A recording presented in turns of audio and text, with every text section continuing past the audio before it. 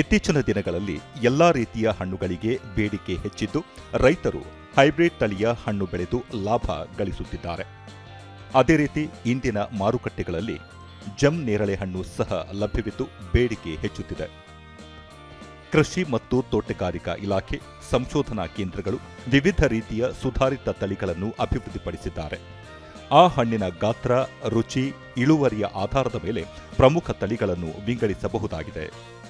ಮಾವು, ಟೊಮ್ಯಾಟೊ, ರೇಷ್ಮೆ ಸೇರಿದಂತೆ ವಿವಿಧ ಕೃಷಿಗೆ ಹೆಸರುವಾಸಿಯಾಗಿದ್ದ ಕೋಲಾರ ರೈತರು ಕೃಷಿ ಇಲಾಖೆ ಅಧಿಕಾರಿಗಳ ನೆರವಿನಿಂದ ಇತ್ತೀಚೆಗೆ ಜಮ್ ನೇರಳೆ ಹಣ್ಣು ಬೆಳೆಯಲು ಮುಂದಾಗಿದ್ದಾರೆ. ರಮೇಶ್ ಎಂಬ ರೈತ ತಮ್ಮ ಜಮೀನಿನಲ್ಲಿ ಜಮ್ ನೇರಳೆ ಹಣ್ಣನ್ನೇ ಕೃಷಿಯನ್ನಾಗಿ ಮಾಡಿ ಉತ್ತಮ ಇಳುವರಿ ಹಾಗೂ ಲಾಭ ಗಳಿಸುತ್ತಿದ್ದಾರೆ. ಜಮ್ ನೇರಳೆ ತಳಿಗಳು ಜನಪ್ರಿಯವಾಗಿದ್ದು ಅವುಗಳ ಗಾತ್ರ ಸಾಮಾನ್ಯ ನೇರಳೆ ಹಣ್ಣಿಗಿಂತ ದೊಡ್ಡದಾಗಿರುವ ಜೊತೆಗೆ ಸಿಹಿ ಹಾಗೂ ರಸಭರಿತವಾಗಿವೆ. ಈ ಮಾದರಿಯ ನೇರಳೆ ಹಣ್ಣುಗಳಲ್ಲಿ ರಾಜಾ ಜಾಮೂನು ಅತ್ಯಂತ ದೊಡ್ಡ ಗಾತ್ರದ ಹಣ್ಣಾಗಿದ್ದು ತೂಕ ಹೆಚ್ಚು ಮತ್ತು ಹಣ್ಣಿನ ಬೀಜ ಚಿಕ್ಕದಾಗಿರುತ್ತದೆ.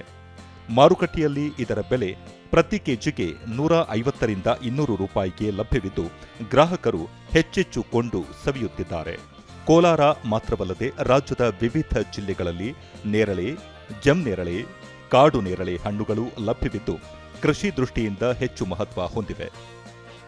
ದೂರದರ್ಶನದೊಂದಿಗೆ ಗ್ರಾಮದ ಹಿರಿಯ ನಾಗರಿಕ ರಾಮಪ್ಪ ನೇರಳೆ ಹಣ್ಣು ಶರೀರದಲ್ಲಿ ಇರುವ ಸಾಕಷ್ಟು ಕಾಯಿಲೆಗೆ ರಾಮಬಾಣ ಎಂದು ತಿಳಿಸಿದರು.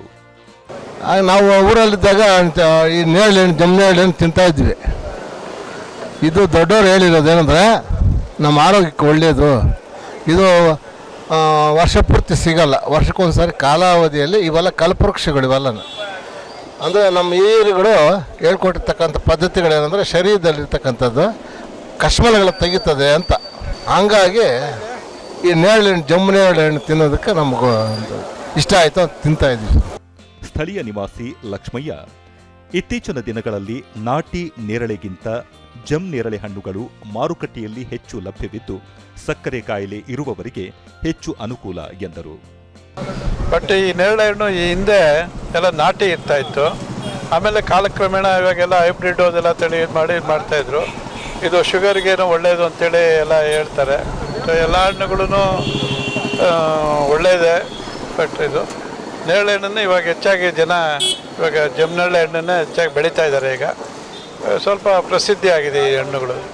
ಗ್ರಾಹಕ ಅಲಿ ನೇರಳೆ ಹಣ್ಣಿನ ರುಚಿ ಉತ್ತಮವಾಗಿದ್ದು ಹಣ್ಣುಗಳು ಶುಚಿಯಾಗಿವೆ, ದರವು ಸಾಮಾನ್ಯರ ಕೈಗೆಟುಕುವಂತಿದೆ ಎಂದು ಹೇಳಿದರು.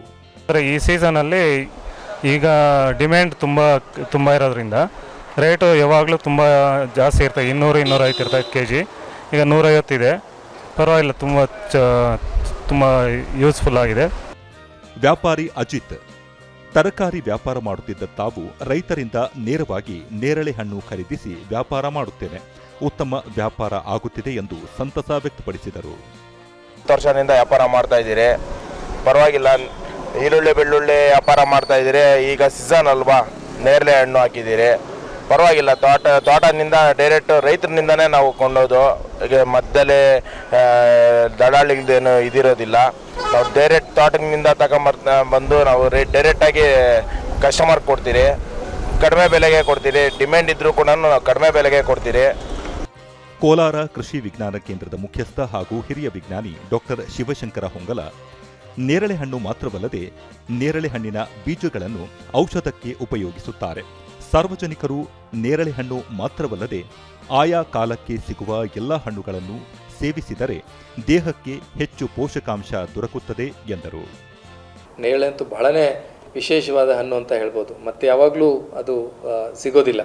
ಅದು ಬಹಳಷ್ಟು ಈ ಆ್ಯಂಟಿ ಆಕ್ಸಿಡೆಂಟ್ನ ಹೊಂದಿರತಕ್ಕಂಥದ್ದು, ಜೊತೆಗೆ ಜಂಬೋಲಿನ್ ಅನ್ನೋಂಥ ಒಂದು ವಿಶೇಷವಾದಂಥ ಒಂದು ಎಲಿಮೆಂಟ್ ಅದರಲ್ಲಿ ಇರೋದರಿಂದ ಇದು ಈ ಡಯಾಬಿಟಿಕ್ ಪೇಷಂಟ್ಸ್ಗಳಿಗೆ ಭಾಳನೇ ಉತ್ತಮವಾಗಿರ್ತಕ್ಕಂಥದ್ದು. ಇದು ಅದರ ಬರೀ ಹಣ್ಣು ಅಷ್ಟೇ ಅಲ್ಲ, ನೇರಳೆ ಹಣ್ಣದ ಬೀಜದ ಪೌಡರನ್ನು ಬೇರೆ ಬೇರೆ ರೀತಿಯಲ್ಲಿ ಉಪಯೋಗಿಸೋದ್ರಿಂದ ಕೂಡ ನಮಗೆ ಹಲವಾರು ಆ್ಯಂಟಿ ಆಕ್ಸಿಡೆಂಟ್ಗಳು ಸಿಗೋದಕ್ಕೆ ಸಾಧ್ಯ ಆಗ್ತದೆ.